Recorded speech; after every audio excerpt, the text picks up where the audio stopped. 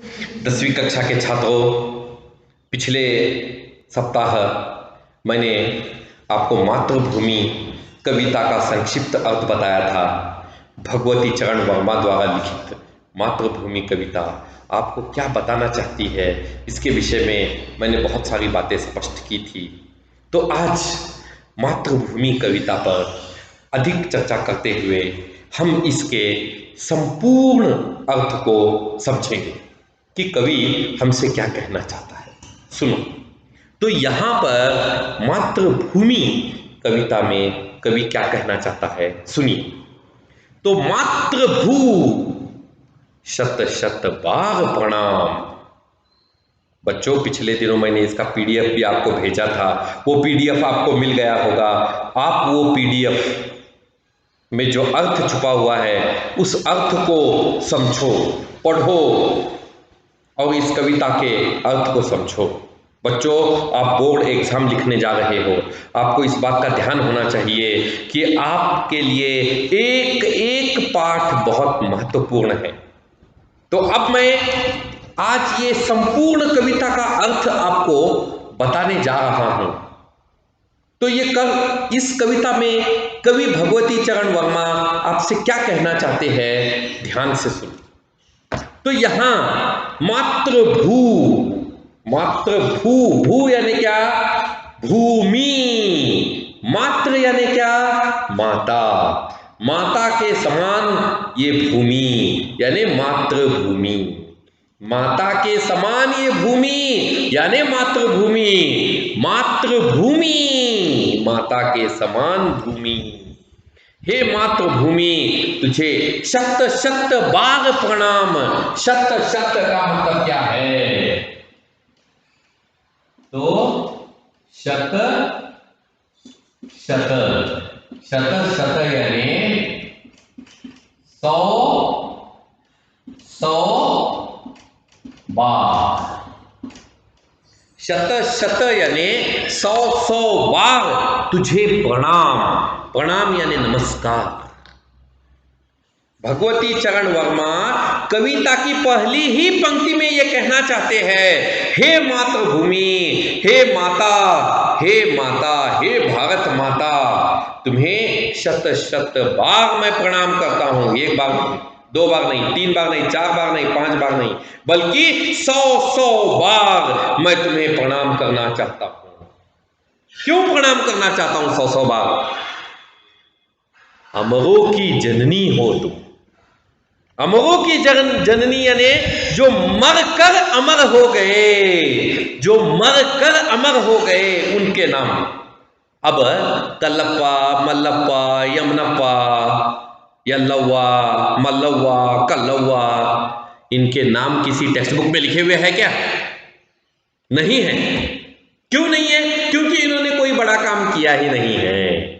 इन्होंने कोई बड़ा काम किया ही नहीं है। ये मरकर अमर नहीं हुए हैं, बल्कि मरकर अमर कौन हुआ है? तो मरकर अमर हुआ है, मरकर अमर हुए हैं महात्मा गांधी, मरकर अमर हुई है रानी लक्ष्मीबाई, मरकर अमर हुई है कित्तूर चन्नम्मा, मरकर अमर हुए हैं चंद्रशेखर आजाद।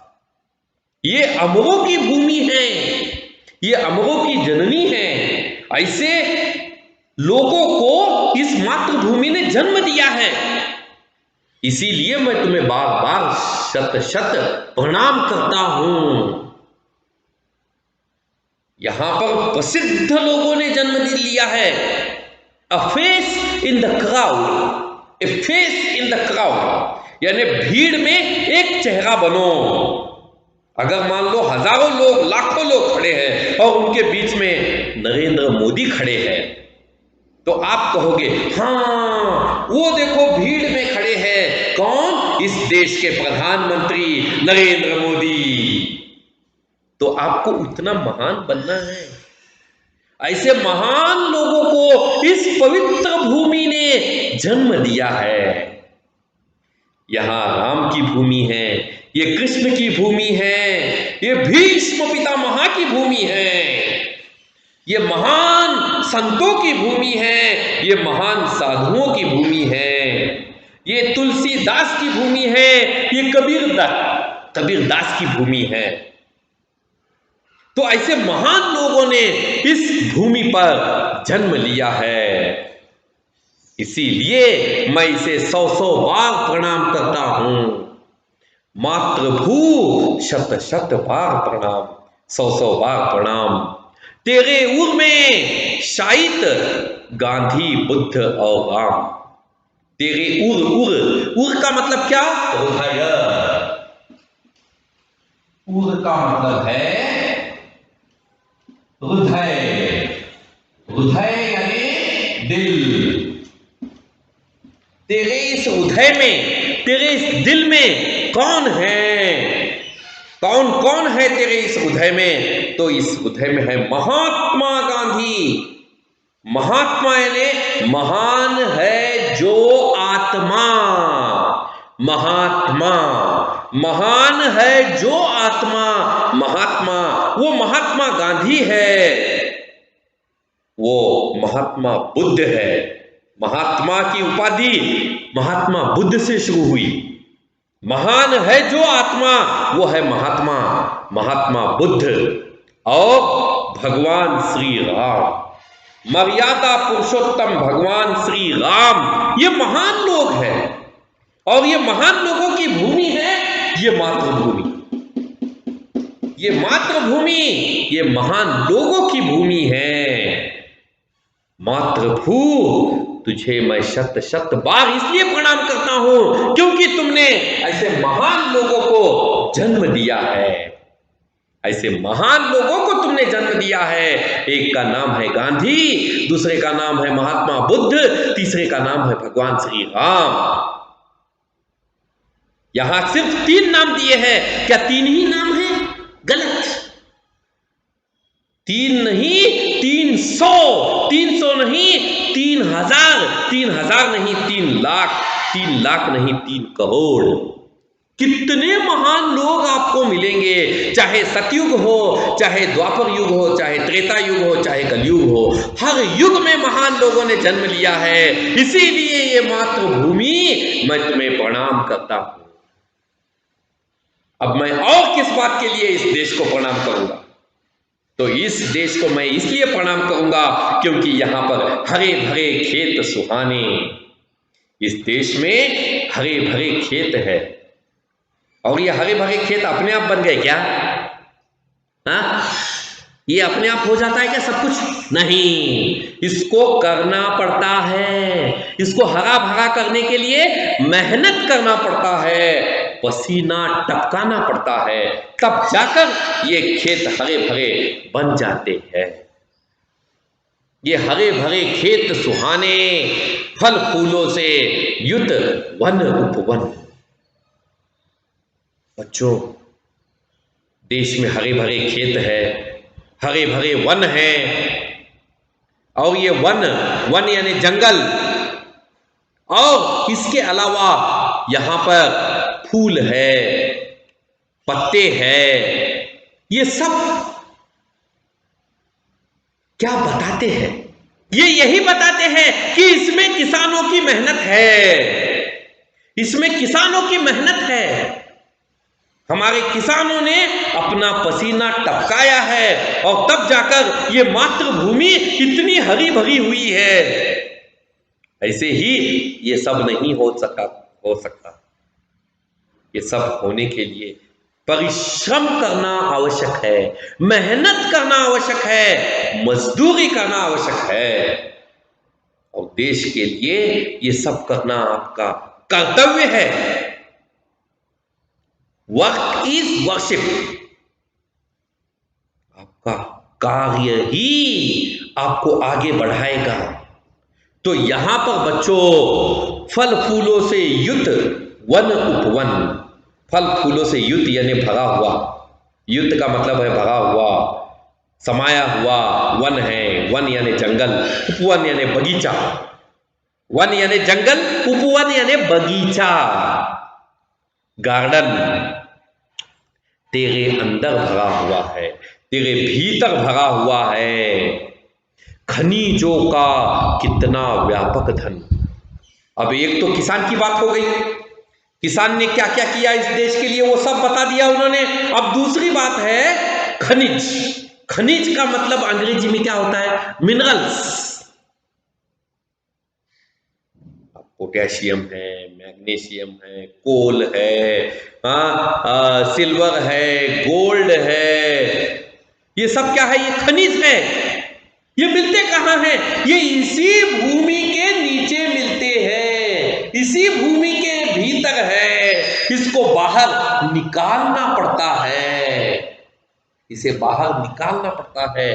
तो ये खनिज, ये संपत्ति यहीं छुपी हुई है। तो ये खनिज संपत्ति को बाहर निकालने का कार्य करने वाले वो महान लोग, बच्चों, कोयला, कोयला यानी कोल, कोल यानी इडली, कन्नड़ में उसको इडली बोलते हैं। इसी कोयले के खान में एक चीज मिलती है बच्चों, क्या बोलो वो क्या है? वो है हीरा, डायमंड। डायमंड कहीं मिलता है तो वो कोयले के खान में मिलता है, और कोयले के खान से डायमंड को निकालने के लिए हमारे मजदूरों को कितनी मेहनत करनी पड़ती है। और ये सब खनिज इसी भूमि के भीतर है, जिसको हमें बाहर निकालना है। और हे मातृभूमि, इस भूमि पर ऐसे कई लोग जन्मे हैं जो ये कार्य कर चुके हैं, और वो भी महान है, वो भी महान है। केवल सीमा पर खड़े होकर सैनिक जो लड़ते हैं, केवल वही महान है क्या? नहीं, ये लोग भी महान हैं जो ऐसी चीजें बाहर निकालते हैं। तो बच्चों, खनिजों का कितना व्यापक धन, यानी हिंदुस्तान में खनिज भरे पड़े हैं। हमारे यहाँ कोल माइन है, हमारे यहाँ गोल्ड माइन है, हमारे यहाँ और भी कई उत्पन्न हैं। और आजकल सबसे ज्यादा प्रसिद्ध और आजकल सबसे ज्यादा चर्चा किसी की चल रही है तो वो है मिथनेल। मिथनेल, मिथनेल का भी आविष्कार हमारे वैज्ञानिक कर रहे हैं, हमारे साइंटिस्ट मिथनेल का भी आविष्कार कर रहे हैं।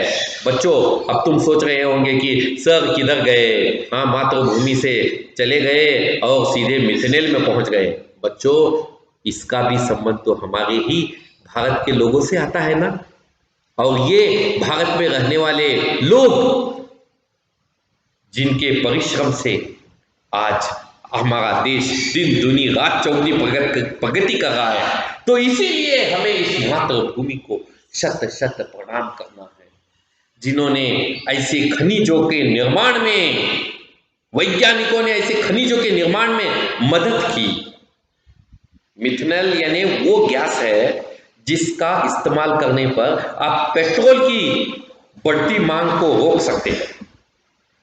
पेट्रोल की बढ़ती मांग को, डिमांड को कम करने के लिए मिथेनॉल गैस इस्तेमाल हो रहा है। अब आने वाले दिनों में पेट्रोल के बदले आपको पेट्रोल टैंक में मिथेनॉल डालना पड़ेगा, और ये भी आविष्कार भारत के लोग कर रहे हैं। तो ये चमत्कार नहीं तो क्या है बच्चों। इसीलिए मैं कहता हूं, भारत के लोगों को शत शत प्रणाम, शत शत प्रणाम। सुख संपत्ति, आगे देखो क्या लिखा है, मुक्त हस्त तू बांट रही है, सुख संपत्ति धन धाम, मातृभू तुझे शत शत प्रणाम। तो यहां पर वो कहना चाहते हैं कि हे मातृभूमि, तुम क्या कर रही हो?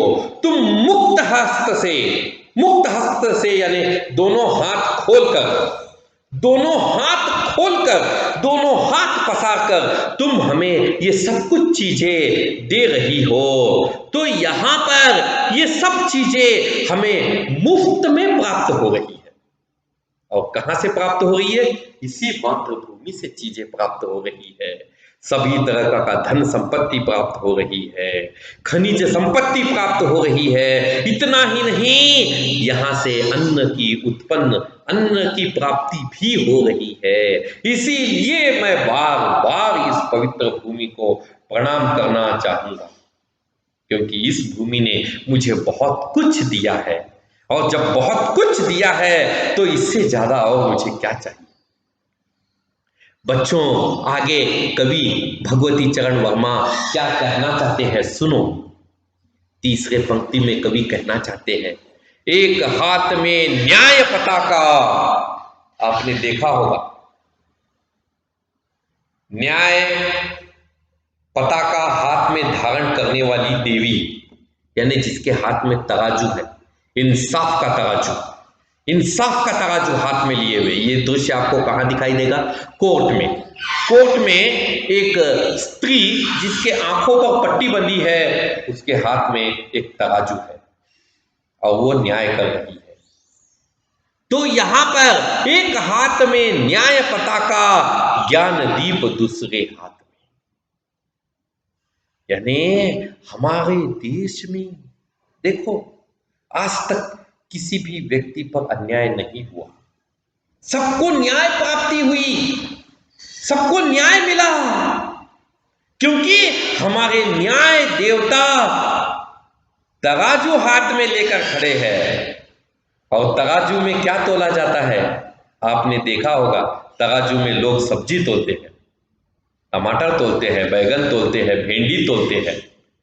लेकिन इसी पवित्र मातृभूमि में, भारत की भूमि पर जब न्याय होता है तो न्याय भी तराजू के तकड़ी में, तराजू के तोल में तोला जाता है।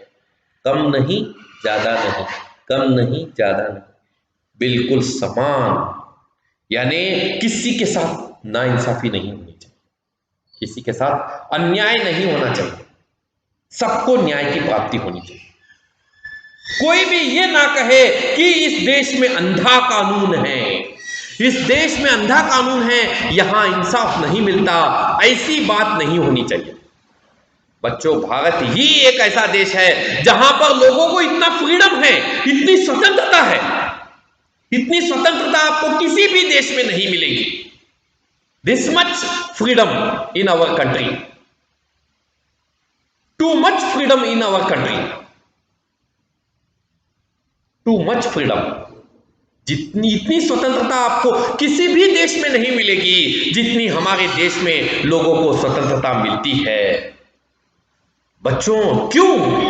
क्योंकि हमारा डेमोक्रेसी सिस्टम है। डेमोक्रेसी यानी लोकशाही। India become democratic republic, sovereign, socialist and secular. Doctor Baba Saheb Ambedkar के द्वारा लिखे हुए संविधान में ये 5 बातें लिखी हुई है। भारत एक सार्वभौम प्रजासत्तात्मक गणराज्य और निधर्मी राष्ट्र है, और सामाजिक सोशलिस्ट, समाज शास्त्र, समाज तत्व पर, सामाजिक तत्वों पर आधारित ये देश है। और जब इतना बेहतरीन संविधान इस देश का है, the best constitution in the world, A flexible constitution in the world, वो है इंडिया, भारत, जहां का संविधान सर्वोत्तम माना जाता है, जहां किसी को अन्याय नहीं मिलता। यही है न्याय पताका, क्योंकि एक हाथ में न्याय पताका है तो दूसरे हाथ में क्या है? तो दूसरे हाथ में है ज्ञान दीप, ज्ञान का दीपक है दूसरे हाथ में। ज्ञान का दीपक यानी यहां के लोग ज्ञान बढ़ा रहे हैं, ज्ञान बांट रहे हैं, और ज्ञान बांटने के लिए हमारे पास ज्ञान का भंडार पड़ा हुआ है। जब हमारे देश में भगवान श्री राम पैदा हुए थे, सुनो बच्चों ध्यान से, जब हमारे इस देश में भगवान श्री राम पैदा हुए थे, तब उस समय विदेशों में डायनासोर रहा करते थे। डायनासोर यानी जानवर रहा करते थे, कुछ जगह एनाकोंडा रहा करते थे, सांप रहा करते थे। तो ऐसा था। भारत और विदेश में कितना अंतर है। दूसरे देशों में जब जानवर जिया करते थे, उस समय हमारे देश में साधु संतों ने जन्म लिया था। हमारा इतिहास बहुत लंबा है, बहुत पुराना है। और यहां ज्ञान बांटने का कार्य हुआ है। हमारे 4 वेद हैं, ऋग्वेद, यजुर्वेद, सामवेद, अथर्ववेद, और ये 4 वेद 4 तरह के ज्ञान प्रदान करते हैं हमको। ज्ञान का भंडार है ये चारों वेद। और इसके अलावा 4 युग हैं, और ये 4 युगों में कई महान पुरुषों ने इस भूमि पर जन्म लिया और सबने ज्ञान को बांटा। चाहे तुलसीदास हो, चाहे कबीरदास हो, चाहे राम हो, चाहे कृष्ण हो, चाहे सत्य हरिश्चंद्र हो। सत्य हरिश्चंद्र ने सत्य का ज्ञान प्रदान किया, और यहां पर ज्ञान दीप हमें उन लोगों से प्राप्त हुआ। ज्ञान दीप हमें उन लोगों से प्राप्त हुआ। और क्या चाहिए बताओ? हमें इतना ज्ञान मिलता है, और ऐसा ज्ञान तुम्हें अमेरिका में, ऑस्ट्रेलिया में, अफ्रीका में देखने को नहीं मिलेगा। वहां तो लोगों के पास कोई ज्ञान का भंडार है ही नहीं, जितना भंडार हमारे पास है। हमारी संस्कृति, Mohenjodaro, Harappa civilisation, you have already studied about this. What is Indian civilization? What is Mohenjodaro, Harappa civilisation? हमारे यहां पर कई साम्राज्य हो गए हैं, चाहे विक्रमादित्य का साम्राज्य हो, चाहे महाराणा प्रताप का हो, चाहे चोर साम्राज्य, चाहे चोल साम्राज्य हो, चाहे चालुक्य डायनेस्टी हो, चाहे कदंबा डायनेस्टी हो, सबने हमें ज्ञान प्रदान किया है। और इनका ज्ञान ऐसा वैसा साधारण ज्ञान नहीं है, महान ज्ञान प्राप्त हुआ है उनसे। हमें महान ज्ञान की उपलब्धि प्राप्त हुई है। इसीलिए मैं बार बार, शत बार, 100 बार इस भूमि को प्रणाम करता हूं, इस भूमि को प्रणाम करता हूं, क्योंकि इन्होंने अनेक रत्न हमें दिए हैं। बच्चों, मातृभूमि ये कोई साधारण कविता नहीं है। मातृभूमि कोई साधारण कविता नहीं है, बल्कि असाधारण कविता है। असाधारण कविता है, और इससे आपको बहुत कुछ सीखना है। जग का रूप बदल दे हे मां, कोटि कोटि हम आज साथ में, गूंज उठे जय हिंद नाद से। यहां वो कहना चाहते हैं कि जग का रूप बदलने का कार्य कोई कर रहा है देश, पूरा जग यानी विश्व, इस विश्व का रूप बदलने का कार्य कोई कर रहा है, तो वो एक ही देश है, वो है भारत देश। भारत देश ही पूरे जग को दूसरे देशों से अलग बता रहा है। आज आप क्या देख रहे हो दुनिया में? आज दुनिया में तुम देख रहे हो कि आतंकवाद कितना बढ़ रहा है, टेररिज्म कितना बढ़ रहा है। एक समय था तालिबानों ने अफगानिस्तान पर कब्जा कर लिया था, आज फिर से वही तालिबानी आतंकवादी फिर से अफगानिस्तान पर कब्जा कर रहे हैं। अब वहां फिर से आतंकवादियों का राज हो जाएगा। आज सीरिया और इराक में क्या हो रहा है? आईएस के आतंकवादी वहां पर है, और ये आईएस के आतंकवादी क्या कर रहे हैं? तो वहां आतंकवाद फैला रहे हैं, मारना काटना, यही है उनका ज्ञान, यही है उनका धर्म। बताओ, क्या हमारा देश वैसा है? नहीं है। हमारा देश इन सबसे बहुत ऊपर पहुंच गया है। इसीलिए आज हमारे देश को लोग बड़े गर्व से देखते हैं, और आने हमारे देश के सभी नागरिक अपना हिस्सा, अपना योगदान प्रदान कर रहे हैं। ये सबसे बड़ी बात है। गूंज उठे जय हिंद नाद से। हमें एक नारा दिया गया था हमारे स्वतंत्रता सेनानियों ने, हमारे क्रांतिकारियों ने, वंदे मातरम इनकलाब जिंदाबाद, वंदे मातरम इनकलाब जिंदाबाद। और उन्होंने कहा था हे जय हिंद। जय हिंद का नारा दिया था। हिंद यानी क्या? हिंदुस्तान। हिंद का मतलब है हिंदुस्तान, हिंदुस्तान की जय हो। तो ये ऐसे ही नहीं दिया उन्होंने नारा, ये नारा इसलिए दिया ताकि लोग जान सके कि ये देश कितना महान है। सकल नगर और ग्राम से एक ही आवाज उठी थी। सकल नगर यानी सब नगरों से, सकल का मतलब है सब, सब नगरों से, नगर यानी शहर, सिटी, और ग्राम यानी विलेज, ग्राम का मतलब है विलेज। हर शहर से, हर नगर से, हर ग्राम से, हर विलेज से, हर सिटी से एक ही आवाज उठी, जय हिंद, जय हिंद, जय हिंद। यानी भारत देश की जय हो, हिंदुस्तान की जय हो, हिंदुस्तान की जय हो। ये सब इसी पवित्र मातृभूमि के कारण हमें प्राप्त हुआ है। हे मातृभूमि, मैं तुम्हें बार बार, सौ सौ बार प्रणाम करता हूं। बच्चों, यहाँ ये कविता समाप्त होती है। मैंने इस कविता का संपूर्ण अर्थ तुम्हें बता दिया। अब इस कविता के नीचे आए हुए प्रश्नोत्तर, ये जो भी प्रश्नोत्तर है, ये प्रश्नोत्तर मैं तुम्हें पीडीएफ के रूप में भेजूंगा। इसे आप अच्छी तरह से लिख लो और जब मैं अगले पीरियड में आऊंगा तब आप मुझे चेकिंग के लिए देना। बच्चों, आप 10वीं में हो ये मत भूलो, और आपको हर एक पाठ आपके लिए बहुत महत्वपूर्ण है।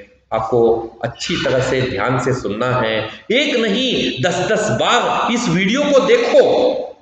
मैंने जो ये वीडियो बनाकर आपको दिया है, वीडियो देखो, समझो और अच्छी बातें सीखो, और अच्छी बातें सीखकर अपना कल्याण करो। अगले पीरियड में हम फिर से आपसे मुलाकात करेंगे। तब तक के लिए धन्यवाद।